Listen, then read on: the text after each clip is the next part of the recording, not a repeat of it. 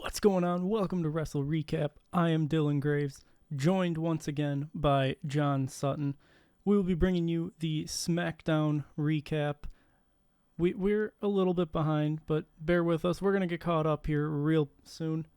We got the Smackdown Recap here. We got the King and Queen of the Ring Recap coming. We're going to have Monday Night Raw. Then we're going to be right back to Friday Night Smackdown for this week as of, tonight's episode as I record this intro on the 31st. Then we'll have Monday Night Raw that's coming up here in, 2 days, 3 days, however that math works out. We're going to get caught up, I promise.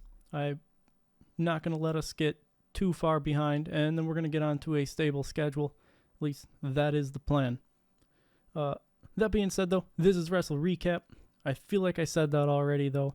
Smackdown Recap, probably said that already, too. But if you want to support WrestleRecap, you can like, share, and subscribe. You can comment down below. Tell me how many times that I've fumbled up on this intro. With that being said, we're going to go ahead and get right on into this. So SmackDown kicks off with Randy Orton arriving. We see the Bloodline arriving. We see Nia arriving. And we see Bianca arriving. And then we get an announcement from Triple H that the winners of King and Queen of the Ring will get title shots at SummerSlam. So, Finally, it's not completely pointless.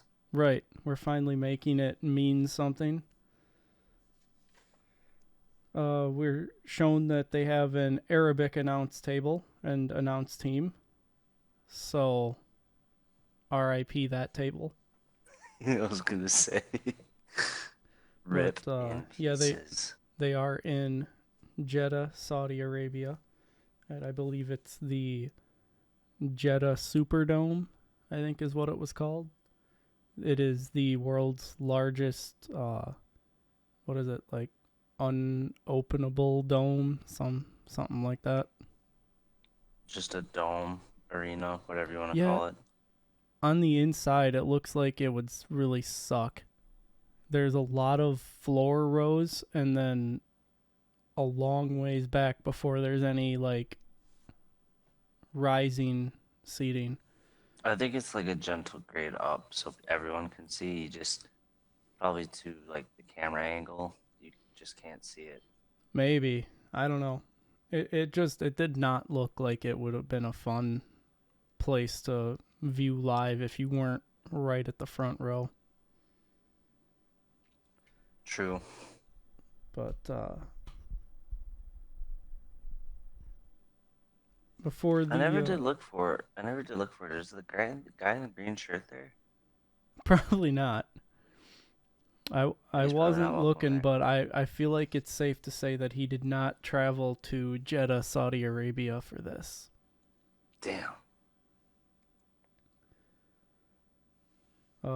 Someone who did travel for this was Lyra Valkyria, the winner of the Raw's side of the Queen of the Ring tournament. So she was in the crowd to watch the finals of the SmackDown side of the bracket, which was the first match of the show. So we had Bianca Belair taking on Nia Jax. So Nia takes control early, but Bianca fights back into it, and Nia posts herself before Bianca hits her with a crossbody on the outside to take us into a commercial break. The first one of the evening. When we come back, Nia Jax has taken control, but Bianca gets a crucifix pin for 2. Nia hits a Samoan drop for 2. Bianca hits a diving crossbody for 2. But she tweaks her knee on the crossbody. So, of course, Nia begins targeting the knee. Nia goes up for the Annihilator, but per usual, whenever she goes up the first 2 or 3 times, it never works out. So she goes up, and Bianca turns it into a power bomb for 2. Nia goes back to targeting the knee and goes up for the Annihilator again. But what a surprise. Bianca grabs her to go for the KOD. However, due to the injured knee, Bianca can't get her lifted. And the knee gives out. So Nia then hits a senton, followed by finally a successful annihilator to pick up the win and advance to the finals. Immediately after the match, Kayla Braxton interviews Nia, and Nia calls out Lyra, who was sitting in the crowd for the match. And then we head into a commercial break.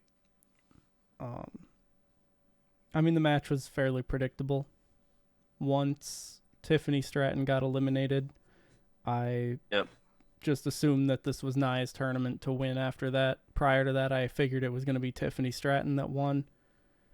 And, there's some stuff that she's apparently reposted on social media that she probably shouldn't have. I guess I don't know the details of it. I've just heard about it. And it seems like she was probably supposed to win the tournament, but following that, this was the punishment, is that she was no longer going to be the winner. Yeah, that's gotta hurt. In reality, I think Nia was the better choice here. Because I just thought she was gonna win regardless, so. Yeah, I think Nia is definitely the better choice, despite the fact that I think that it was probably supposed to be Stratton. But having Stratton win would have put her in line for a title match at SummerSlam, where now she can, as I've said multiple times, become Miss Money in the Bank, and then she gets a title shot whenever she wants it. That's probably the road they're going to take, but we'll see. Yeah, I'm interested to see how we pivot from here. And of course, it's all skeptical. There's been no real hard evidence of it other than the fact that the match graphic that was either Raw or SmackDown already had Lyra and Tiffany Stratton edited to have the full coverage gear that they would have to use in Saudi Arabia. Yep. So that's the main thing that's led people to believe that she was probably supposed to be in the finals. Oh, well. Yep. Live and learn. When we come back from the commercial break, we got a vignette for Blair Davenport, who has yet to officially debut on SmackDown.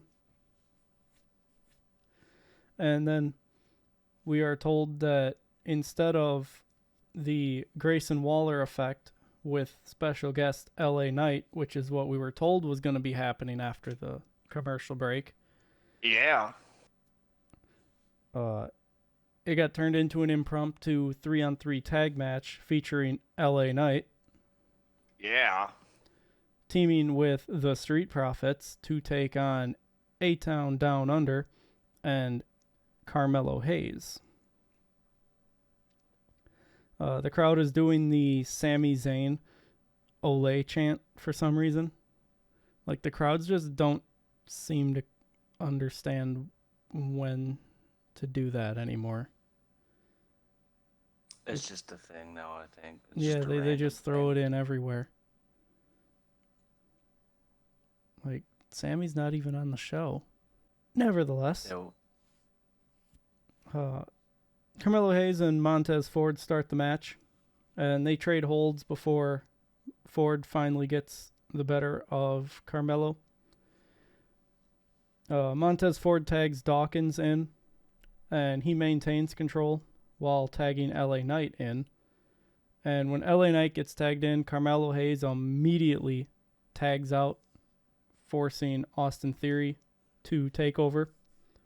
Waller and Theory gain control of the match, and the bad guys take Dawkins out on the outside of the ring as we head into a commercial break.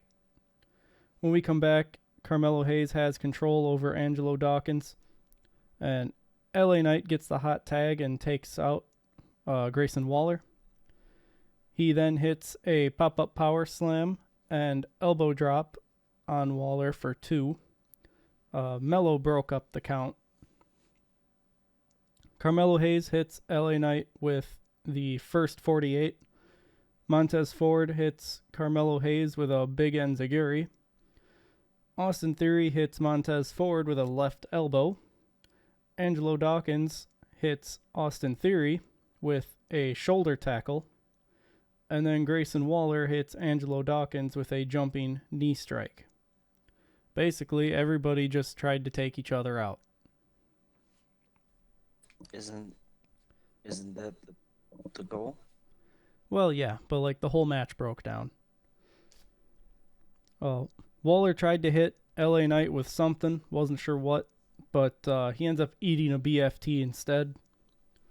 Carmelo Hayes tries to throw LA Knight out of the ring, but he gets thrown out instead, and LA Knight tags Montez Ford in before tackling Carmelo Hayes across the announce table, and Montez Ford then hits the frog splash on Grayson Waller to win the match, which puts the Street Profits with kind of a victory over the champions. So, possible title match in the future, which I'll give them 1/3 credit. Yeah, I mean, it seems like they're not looking to put the tag titles necessarily on the PLEs so much as use them as a hopeful ratings boost on the weekly shows. Like, some of these shows since Mania, it feels like something that I would book in GM mode. Like, oh, we need to get a little bit of a ratings pop here. Let me just make this a title match right quick. So, for some of the matches, it makes it unpredictable who's going to win and stuff. Predictable, though. What do you mean? Well, you know, back in the day, there used to always be, well, not always, but you used to have them random title matches, and then out of the blue, somebody would win it on a Raw or Smackdown, and everyone was like, oh my god, I didn't think that would happen. Yeah, but I mean, most of the matches, excluding like most of Awesome Truth's matches since, have been pretty predictable for who was going to win. Like, I don't think anybody was expecting Miz and Truth to still be champions at this point. Like, they were supposed to just have it. They were supposed to just hold the titles for like a cup of coffee and then drop them, was everybody's kind of general consensus thought on that. I think people just like the story about it now. How crazy Truth is and how Miz is getting upset because he's kind of not all there, it seems like. Yeah, Miz definitely has his hands full. We're then shown that Logan Paul gave Michael Cole his brass knuckles at the King and Queen of the Ring kickoff show thing. Are you sure about that? Well, it comes up later, and having watched the PLE, it comes up multiple times even later. Even later than later. We then see Cody Rhodes walking backstage, and he runs into none other than the resident Viper, Randy Orton. And Randy wishes Cody luck tonight as we head into a commercial break. I guess Cody wishes Randy luck tonight, not the other way around, as we head into a commercial break.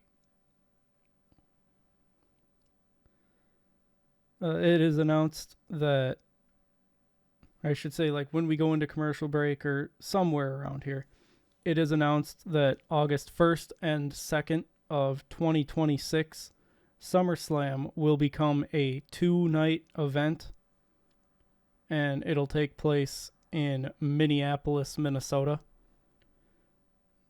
Just sounds like a consolation prize for getting screwed out of WrestleMania this year. Yep.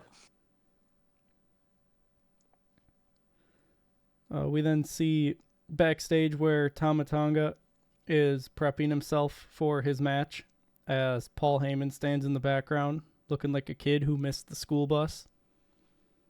And just shit his pants. Yeah.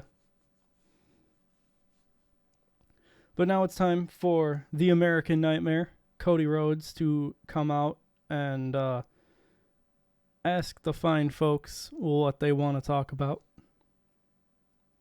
Except he doesn't get to say anything. Because as soon as he pulls the mic up to start talking, Logan Paul comes out.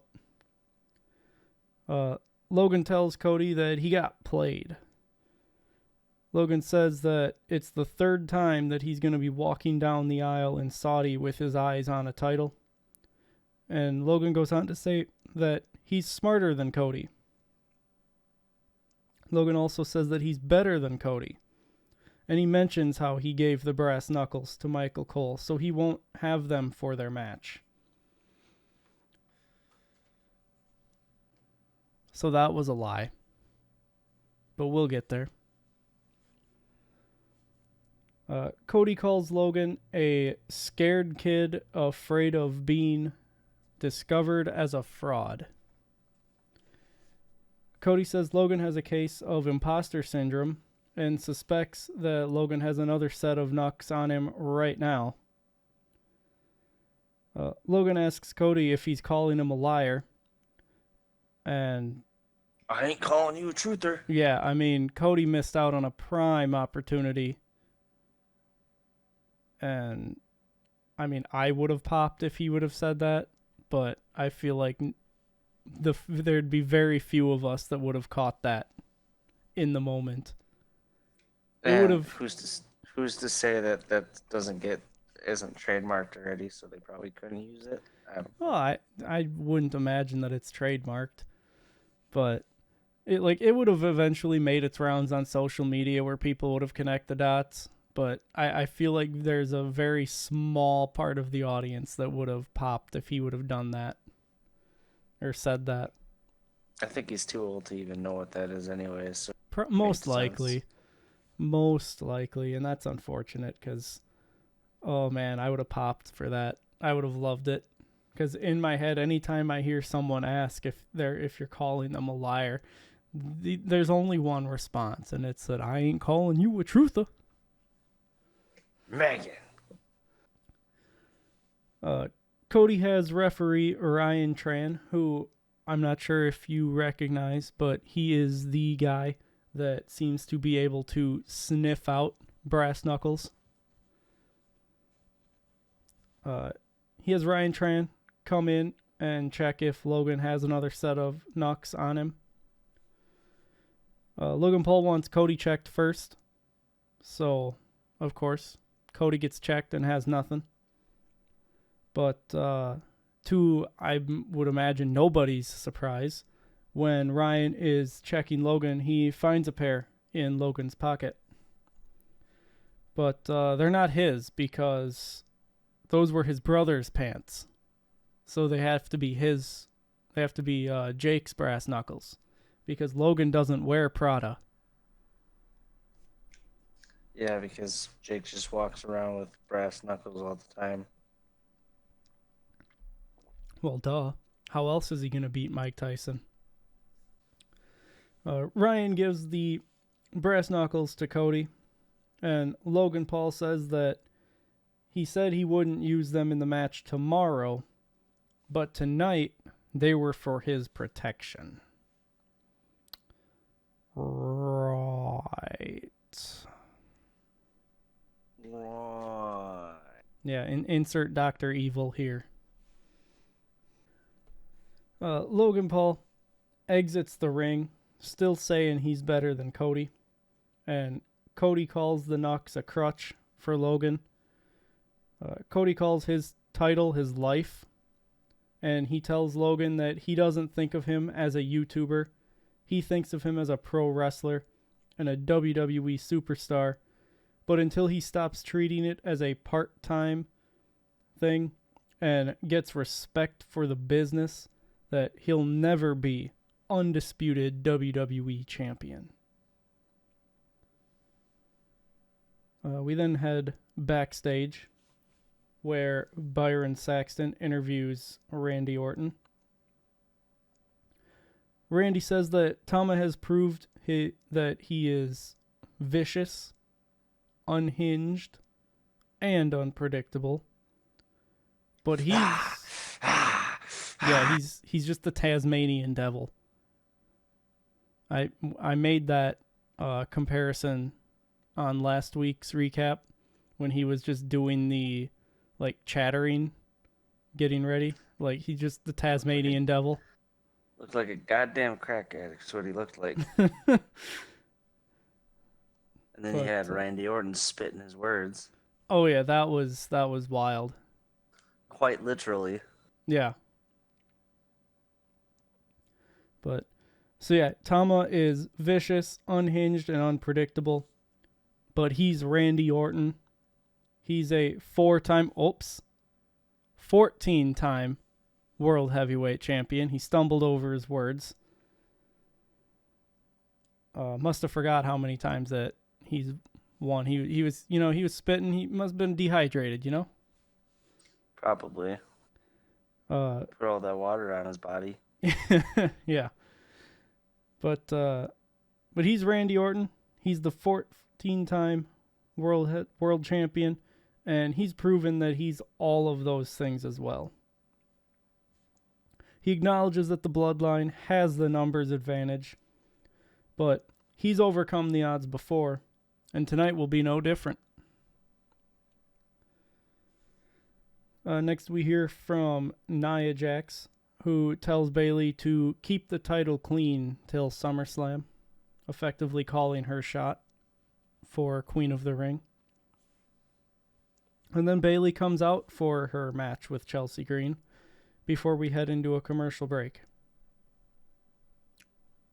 When we come back from commercial break, Kayla Braxton is interviewing the Street Profits and B-Fab.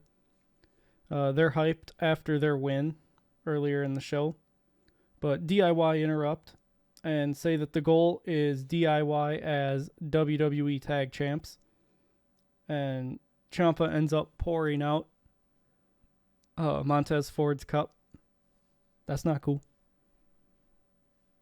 Carlito would say that that's not cool. That's not cool. No. Nonetheless, though, it is now time for Bayley versus Chelsea Green. What do you know? It's over. Well, we don't really see much of this match. We just assume, somebody won. We are never told who won. We're never told anything more about this match after it starts. Don't worry, I looked it up. Well, I would assume that Bayley won, yeah. But, so the match starts and Chelsea Green takes control with a right elbow right as the bell rings. Green gets a 2 count off a missile drop kick, and she takes control on the outside, and we head into commercial break, and that's all we see. That's all we see. When we come back from commercial, we get a vignette for Andrade, because apparently nobody knows who he is. Wait. Who is this new character? Yeah. I thought, he sounds like that Andre cat that was with Rey Mysterio.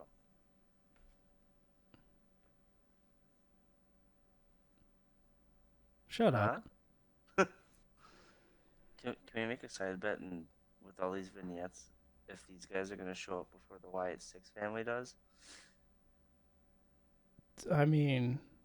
Is Veer still coming? Veer Mahan? Yeah. Probably not. They got released. I was gonna say him, Jinder, and Sangha all got released, but no, that was. Don't hinder the Jinder. That was the thing. Veer was coming for 6 months. Bro, this whole Wyatt stuff is getting old. Yeah, they need to just get them out there. They're losing steam very quickly. Yeah. The second to last one, I was like, okay, I'm over it. Yeah, they're dragging this out, and with the whole Fireflies thing going with Jay now, they're really going to have to put in the work to make themselves credible. And they were already going to have to do that because they're using someone else's gimmick. Yep.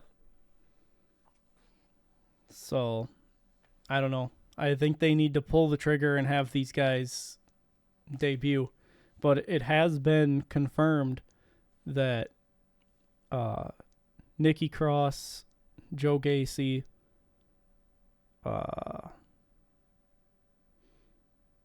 Dexter Lumis, and I think Eric Rowan. I think those 4 have been confirmed through like clues or something because Uncle Howdy, quote unquote, wrote them letters, something or another. So Braun Strowman also looking like a... Yeah, people have been saying that he's starting to look like his Wyatt family days. all I've really noticed is that his hair is growing out again. Yeah. Well, sorry, what's left of it. Yeah, man, I feel that. Man's balding and hoping to hang on to what little bit of hair he has left. I'm getting there. I am getting there. My hairline is rapidly receding. I'm going to be shaving my head bald permanently by the time I'm 30. And I'm going to be 27 this year. Soon. Yeah, but you're Mine's older. Also You're older than me. Yeah. I still don't like going bald. I mean, fair.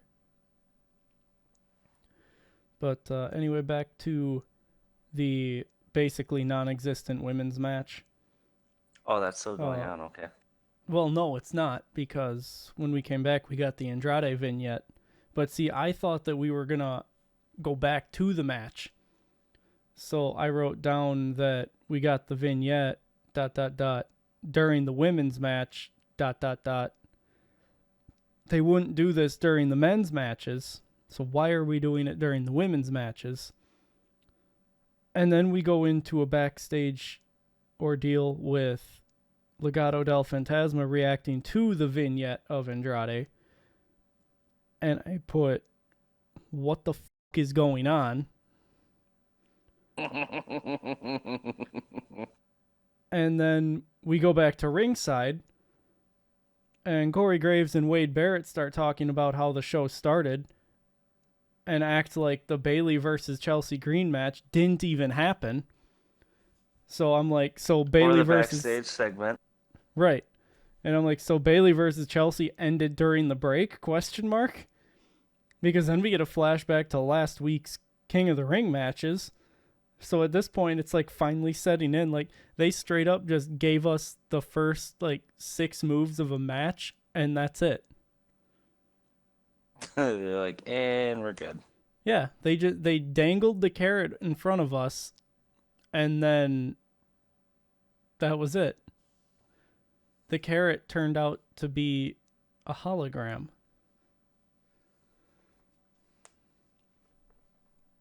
Just some futuristic shit right there. Yeah. But then we are backstage with the Bloodline, which I still read like At Home with Baker Mayfield. Tongaloa isn't here because he couldn't cross the border. How'd he get into how'd he get into America from Japan then? Or how'd he get into America from France? Etc., etc. Yeah.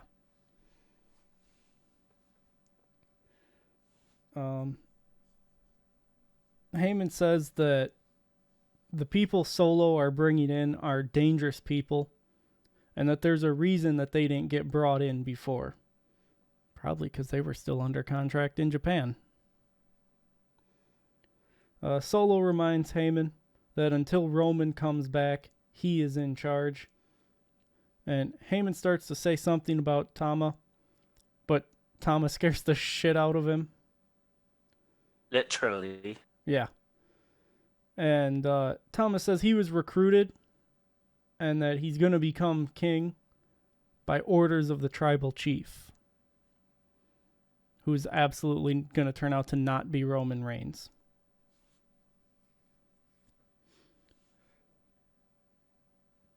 Are you sure about that? I am 90% sure that it is not going to be Roman Reigns who is the tribal chief that they're talking about. It's going to be Haku. Oh man, if it was Haku, that'd be crazy. Bro, we're going back to the 90s era. I mean, Haku could just kill a man. It's all that would be neat. Like, he's that good. Most dangerous man in WWE history. In double E. In double I love E. double E. Randy comes out for the King of the Ring semifinals match as we head into commercial break. When we come back, the crowd is singing along to Randy's song. And it's shown that Gunther is in the front row for the match. They run us through the King and Queen of the Ring match cards. And I guess match card, not cards. It's one show. So like they just run down everything that's going to happen on the PLE. And we're informed that on the pre-show, Candice LeRae and Indy Hartwell get another women's tag team title match on a pre-show, just like at Elimination Chamber. So why? What did they do to earn another match? Spot fillers. I mean, it's just an excuse to give Bianca and Jade more exposure with the titles. But they could have given the match to someone else that didn't just get a match, 2 months ago? 3 months ago? 2.5 months ago? Something like that. And there hasn't really been any storyline with it either. Right. Like, they've done nothing except, I mean, they have won a handful of matches, but nothing that said that they were going to be challenging for the titles. There's been no build up to this. No real storyline with the titles at all, besides when they won them. Exactly. So they're the titles are pretty much mute. Yeah, they're just there. Sorry. So just take them off them. They're not, they're props. I don't know. Yep. But it's now time for Randy Orton versus Tama Tonga. Tama starts the match fast and takes control, but Randy fights back into the match and posts Tama 3 times before hitting the corner-mounted punches and throwing Tama to ringside. Tama escapes the backdrop on the announce table and hits a chop block on the injured knee of Randy Orton before sending Randy into the stairs. Following this, we go into a commercial break. And when we come back, Tama Tonga has control, and he is still targeting the knee. Tama escapes the draping DDT and he locks in a sleeper hold. But Randy escapes the hold. However, Tama Tonga hits him with another chop block and locks the sleeper hold in again. Randy powers out once again, this time with a back body drop. Randy hits his comeback moves, and Tama Tonga dumps Randy to the outside. Randy pokes Tama in the eyes before delivering a backdrop on the announce table. Tama tries to target the leg, but gets a draping DDT for his efforts. At this point, Solo starts taking his jacket off in the background as Randy sets up for the RKO. Tama pushes Randy away, though, so Randy punches Solo, who's up on the apron at this point. Tama then goes for a schoolboy roll-up for 2. Randy hits the RKO to win following this as they're getting back up So I guess it would be like an RKO out of nowhere, as they called it every single time for that like 3-year stint. Since it happened one time, it became a trend. Yeah. But so that means that it's going to be Randy Orton versus Gunther in the finals of King of the Ring. Yes. Yeah. It's too bad. It's just feeding your boy to Gunther to lose. I don't care. I'd rather have him lose in the finals than anywhere else. Fair. Solo attacks Randy post-match, but Kevin Owens makes the save. And I noted that SmackDown was only an hour and 45 minutes this week instead of the usual 2 hours. I did not watch it live. I watched it after having been recorded or like just on demand after the fact with YouTube TV. And I got the like celebration tail end of the NASCAR race. So I'm guessing that the race ran long and they allowed the race to cut into SmackDown. And then WWE was just left with their dick in their hands to figure out how to make the show work. And that is why we cut part of the women's match from television, because we desperately needed that Andrade promo. And we desperately needed to see Legado del Fantasma reacting to it. And we desperately needed to hear Nia Jax calling her shot at SummerSlam. What else did we desperately need? We desperately needed another Blair Davenport vignette. Let's see, what else was crucial to the plot line here? Oh, we definitely needed that 6-man tag match instead of just a Grayson Waller effect that could have broke down and not caused the Bayley-Chelsea Green match to disappear before our eyes as a commercial break started. What else? What else was so very crucial to this show's plot line that we just couldn't cut that out instead? We desperately had to hear the Street Profits be hyped up about winning against the champions, despite it meaning absolutely nothing for them, because they're only ever booked to lose when it matters. So, yeah, I mean, it was a very poorly managed show, in my opinion. If you're going to cut something, you don't cut a match after it's already started. You cut a promo, you cut a vignette, something that we've seen once already, if not twice. Could be Chelsea Green angle as a Karen. I mean, I doubt it. If they come back this next week and have her or Bayley complain about their match getting cut off during the commercial break, then I'll stand corrected and applaud them for turning it into a plot line.